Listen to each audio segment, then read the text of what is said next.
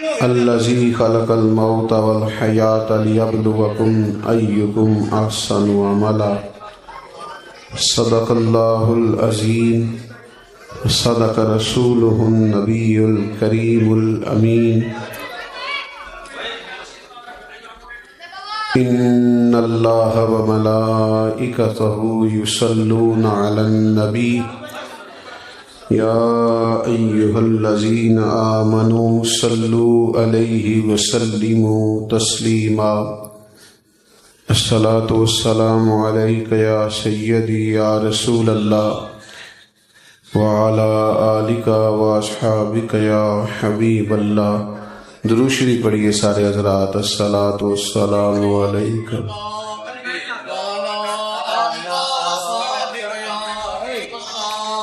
حمد و صلاۃ کے بعد بیان کا تو یہاں کوئی ماحول نہیں ہے، بس میں دعا کرنے لگا ہوں۔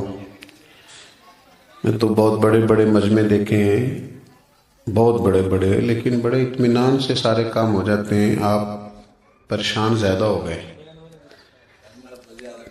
جی نہیں، میرے سے ساری کرتے ہیں اللہ کے فضل سے۔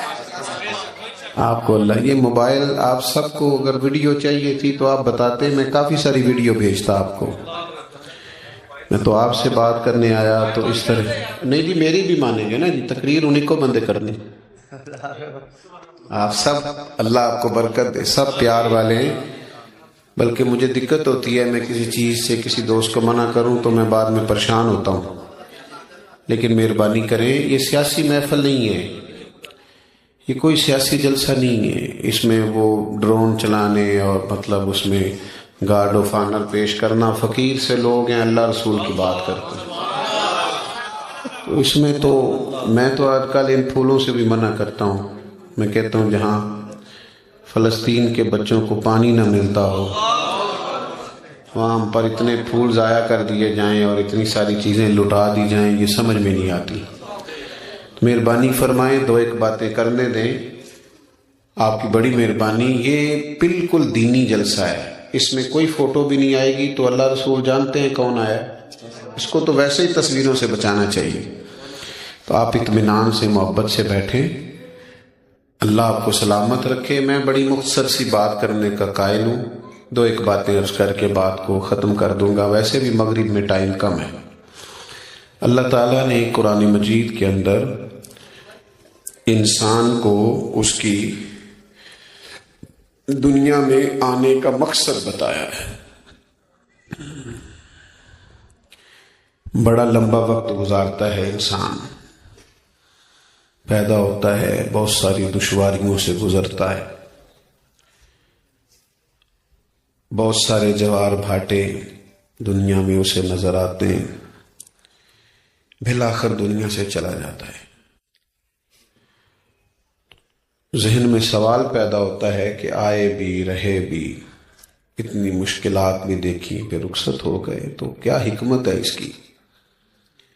اللہ تعالیٰ نے قرآن مجید میں ارشاد فرمایا کہ الذی خلق الموت والحیات لیبلوکم ایکم احسن عملا۔ فرمایا ہم نے موت اور حیات کو اس لیے پیدا کیا ہے تاکہ پتہ چل جائے تم میں اچھے عمل کون کرتا ہے۔ بہترین اعمال کرو دنیا میں، نہ تو ہم محض پیسہ کمانے کے لیے آئے ہیں، نہ محض کھانا کھانے کے لیے آئے ہیں، نہ محض شہرت حاصل کرنے کے لیے آئے، نہ محض بلے بلے کے لیے آئے۔ ایکم احسن عملا، بہترین عمل کرو زندگی میں۔ وقت کو ضائع نہیں کرنا چاہیے، صلاحیت کو ضائع نہیں کرنا چاہیے، اللہ نے جو نعمت دی ہو اس کا غلط استعمال نہیں کرنا چاہیے۔ کوشش کرنی چاہیے کہ انسان بہترین عمل کرے۔ نبی پاک صلی اللہ تعالی علیہ وسلم نے فرمایا، جب صبح دن چڑھتا ہے تو وہ دن اعلان کرتا ہے کہ میں آج آیا ہوں، آج کے بعد دوبارہ نہیں آؤں گا۔ کوئی عمل کرنا ہے تو آج کر لو۔ آج جو دن گزر گیا ہے یہ آج کے بعد دوبارہ ہمارے ہاتھ نہیں آئے گا۔ آج صبح سے جس کی تلاوت رہ گئی اس کی رہ گئی، جس کے نفل رہ گئے اس کے رہ گئے، جس نے کسی مسکین کی خدمت نہیں کی، غریب کے دکھ میں شریک نہیں ہوا، تو آج کا دن ضائع ہو گیا۔ نبی کریم صلی اللہ تعالی علیہ وسلم سے جب پوچھا گیا تھا کہ یا رسول اللہ خوبصورت مسلمان کون ہوتا ہے، اپنے اسلام کے تعلق سے، دین کے تعلق سے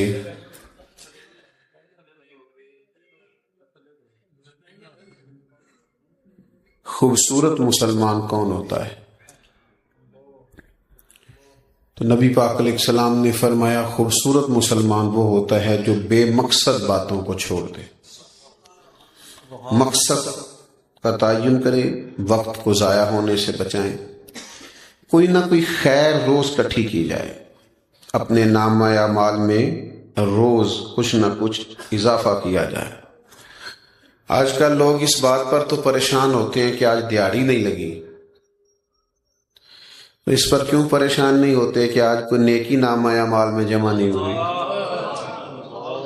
اس پر بھی تو پریشان ہونا چاہیے کہ آج میرا دن ضائع ہو گیا۔ اعمال خیر ہمیشہ جمع کرنے چاہیے، نیک اعمال ہمیشہ اکٹھے کرنے چاہیے، اور نیکی نیکی ہوتی ہے، اسے کبھی چھوٹا نہیں سمجھنا چاہیے۔ نبی کریم صلی اللہ تعالی علیہ وسلم نے فرمایا نیکی کو کبھی حقیر نہ سمجھنا، کچھ نہ ہو سکے تو اپنے بھائی سے مسکرا کے مل لینا، اس پر ہی اللہ صدقے کا ثواب عطا کرے۔ تلخ نہ ہونا، ناراض نہ ہونا، کسی سے ہر وقت لڑنے کا مزاج نہ بنانا، مسکرا کے ملنا۔ یاد ہے نا ساڈے پنڈاں چ لوگ آندے ہوندے سن، وہ بھائی لینا دینا تے مقدراں دا گل تے پیار نال کر، سودے میں تلخی ہو جاتی تو یہ بولتے تھے نا کہ بھائی لینا دینا دے تو گل تے ہنس کے کر۔ تو حضور نے فرمایا جو مسکرا کے ملے اسے بھی اللہ صدقے کا ثواب دے۔ نیکی کو چھوٹا نہیں سمجھنا، کوئی کام کریں زندگی میں، ایک کام برا ہے وہ ہے کسی کے آگے ہاتھ پھیلانا، باقی محنت والے سارے کاموں سے اللہ راضی ہوتا ہے۔ رزق حلال کمائیں، عبادت کریں، دوستوں سے اچھا سلوک کریں، جو اللہ نے ہمارے ذمے حقوق لگائے ہیں وہ حقوق صحیح کر کے ادا کریں، ذمہ داریوں کا احساس کریں۔ دیکھو میرے بھائی، دنیا میں اکیلے آئے ہیں، اکیلے جانا ہے، اور قبر میں اپنا اپنا حساب دینا ہے۔ قیامت والے دن اپنا اپنا حساب دینا، اور کچھ چیزوں کے بارے میں ہم سمجھتے ہیں کہ شاید ہم نے اس کا حساب نہیں دینا۔ کچھ لوگ پیسہ کماتے ہیں پھر اس کو ضائع کرتے ہیں، پیسہ کمانے کے بعد بھی ہم اس کے اصل مالک نہیں، اس کا مالک حقیقی اللہ ہے۔ اگر ہم اصل مالک ہوتے تو قیامت میں حساب تو نہ دینا پڑتا۔ اللہ کہتا ہے ثم لتسألن یومئذ عن النعیم، قیامت والے دن اللہ تعالیٰ تم سے ایک ایک نعمت کے بارے میں سوال کرے گا۔ نبی کریم صلی اللہ تعالی علیہ وسلم کا فرمان بخاری میں موجود ہے۔ نبی کریم علیہ السلام ارشاد فرماتے ہیں اللہ تعالیٰ یہ بھی پوچھے گا کہ مال کہاں سے کمایا، تم نے ذرائع جائز حاصل کیے کہ ناجائز؟ یعنی مال یہ قیامت کی نشانیوں میں سے نشانی ہے کہ لوگ پرواہ نہیں کریں گے کہاں سے آ رہا ہے۔ تو کریم فرماتے ہیں یہ بھی پوچھا جائے گا کہاں سے کمایا، اور یہ بھی پوچھا جائے گا کہ خرچ کہاں کیا تھا۔ کمانے کے بعد بھی مالک نہیں بنے، مالک حقیقی اللہ ہے۔ میرے دوستو اپنے وقت کو ضائع نہ کریں، بیکار نہ ضائع کریں۔ ہمارے ہاں کچھ دوست کہتے ہیں 1 منٹ رکو میں آیا، تو میں کہتا ہوں 1 منٹ میں 3 دفعہ سورۃ اخلاص پڑھی جا سکتی ہے، پورے قرآن پاک کا ثواب ہے۔ 1 منٹ کو کیا سمجھائے؟ میرے ایک دوست تھے تو مجھے ایک دفعہ کہنے لگے، کالج میں ہم اکٹھے رہے، مجھے کہنے لگے کہیں چلے نا، میں آج کل بور بڑا ہو رہا ہوں۔ تو میں نے کہا بور ہونے کے لیے بھی تو ٹائم چاہیے نا، ہمیں تو وہ بھی نہیں ملتا۔ بور بھی اکثر فارغ بندے ہی ہوتے ہیں، تو جو بندہ مصروف ہوتا ہے وہ بور ہے، وہ تو بیچارہ کام لگا ہوا ہے. اپنی زندگی میں مرتب کریں چیزوں کو اور اپنے لیے اعمال اکٹھے کریں. میں نے کہا تھا زیادہ باتیں نہیں کرنی. نیکیاں سب سے قیمتی وہ ہوتی ہیں جو چھپی ہوئی ہوتی ہیں، جو اللہ اور اس کے رسول صلی اللہ تعالی علیہ وسلم کے سامنے بندے کا راز ہوتی ہیں. آپ کو پتہ ہے قیمتی چیزیں لوگ چھپا کے رکھتے ہیں، پتہ ہے آپ کو؟ گھر والوں نے 5 تولے سونا دیا ہوتا نا آپ کو کہ یہ سنار کو دے دینا، تو آپ نے محفل میں کبھی بھی نہیں آنا تھا، پہلے سنار کے پاس ہی جانا تھا کہیں گم نہ ہو جائے. سمجھتے ہیں بات کو؟ قیمتی چیزیں لوگ چھپاتے ہیں. تو یہ کیا بات ہوئی؟ آپ نے نفل پڑھیں، آپ نے قیمتی نہیں سمجھا، سب کو بتا دیا. میں ختم شریف پہ گیا تو وہاں اعلان ہو رہا تھا کہ ان کے والد انتقال کر گئے ہیں، تو انہوں نے ابا جی کے سال ثواب کے لیے 50,000 روپیہ مسجد میں دیا. تو پہلے وہاں بھی اعلان ہو گیا، پھر مجھے بھی کہنے لگے دعا میں بھی آپ کہہ دیں. تو میں نے نہیں کہا، میں اکثر نہیں کہہ پاتا. رکا دیتے ہیں لوگ، کہتے ہیں یہ اتنا قرآن مجید پڑھا ہے یہ سارا بتا دیں. تو میں اکثر پوچھتا ہوں کس کو بتانا ہے؟ نہیں سمجھ آئی بات کی؟ 50 قرآن پاک پڑھے ہیں اسپیکر میں بتا دیں، کس کو بتاتے ہو؟ اللہ کو تو پتہ ہے کتنا پڑھا ہے، ثواب کس نے دینا ہے؟ یہ بھی تھوڑا سا لوگوں میں خبر پھیل جائے کہ لو جی ہم نے یہ کیا ہے. یہ ختم شریف ہے اور اس میں جناب ہم بتاتے پھرتے ہیں یہ کر دیا وہ کر دیا. تو دعا کا معاملہ تھا، چپکے سے ہو جاتا، بخشش کا ذریعہ ہوتا. آپ بتا رہے ہیں اتنے قرآن مجید، اتنی دیگیں فلانا، پتہ چلے ختم ہوا. چلے اس میں ہی تھوڑا سا ہم ماحول کو درست رکھ لیں. تو مجھے کہنے لگی ابا جی کے سال ثواب کے لیے 50,000 مسجد دیا تھا، آپ نے بتایا ہی نہیں. میں کیا ابا جی تو ان کی دے گا نہیں، کہندے ہوتے کافی جائیداد چھڈ گئے نے. میں کیوں نہ اسپیکر اعلان کرایا کہ انجی دے گا جی، کدی نہیں ہوتے انجی. تے میں کہ تسی وچوں 50,000 دین لگے وہ اعلان کراندے پھردے ہو. کیا عجیب ہمارا مزاج بن گیا ہے. یعنی مسجد کی ٹائلوں پہ لکھا ہے سال ثواب فلانے کے لیے. کیا کرتے ہیں آپ؟ کر دیں کر دیں، کریم کو پتہ ہے. حضرت عثمان غنی رضی اللہ تعالیٰ عنہ نے نا ایک کنیز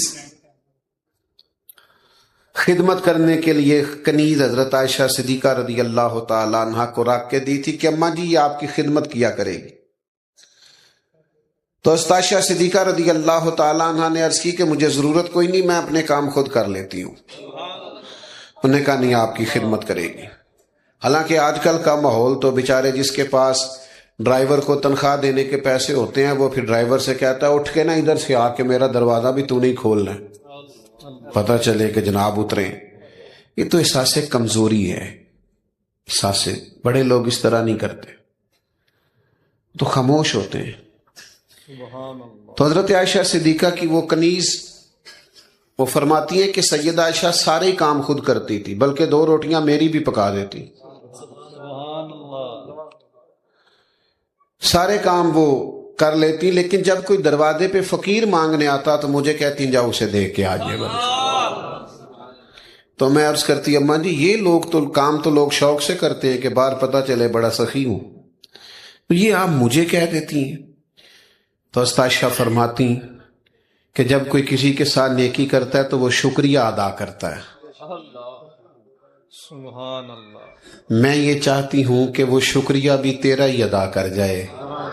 میں نے جو بھی اجر لینا ہے اپنے رب کریم سے ہی لینا ہے، میں شکریہ کے تکلف میں بھی ڈالنا. او میرے دوستو، بڑے بڑے لوگ آئے، ہم سے زیادہ لوگوں کی شہرت ہوئی، زیادہ پوسٹر چھپے، زیادہ رش ہوئے، پر کل من علیہ فان. او پئیاں دس دیاں قبراں جنہاں تے پھول پے، ادھروں تے کوئی نہیں جی آمدہ، ادھروں ہی لکھاں گئے. ختم ہو جاتی ہے زندگی.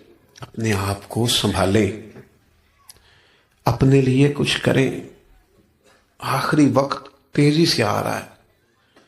اٹھ وے فریدہ ستیا، داڑھی آ گئی پور، ہن تے اگا نیڑے آ گئی، پچھا رہ گیا دور. اٹھنا فریدا ستیا تے چل خلقت ویکھن جا، متے کوئی مل جائی بخشیا تے تم ہی بخشیا جا۔ اٹھنا فریدا ستیا، چاڑو دے مسیت، اے تو ستے رب جاگدا تیری ڈاڈے نال پریت۔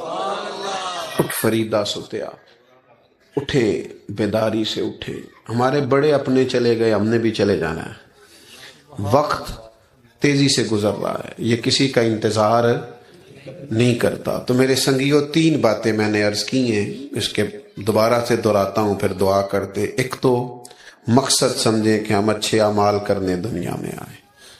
دوسرا، اچھے اعمال کرنے ہیں تو وقت ضائع نہیں کرنا۔ اور تیسرا، اس میں سے دکھاوا نکال کے اسے مخلص کرنا ہے ہر عمل کو۔ اس پر ذرا بھی دوسروں کی نظریں پڑ گئیں، پتہ چل گیا تو ماحول خراب ہوگا۔ اللہ میری آپ کی حاضری قبول فرمائے۔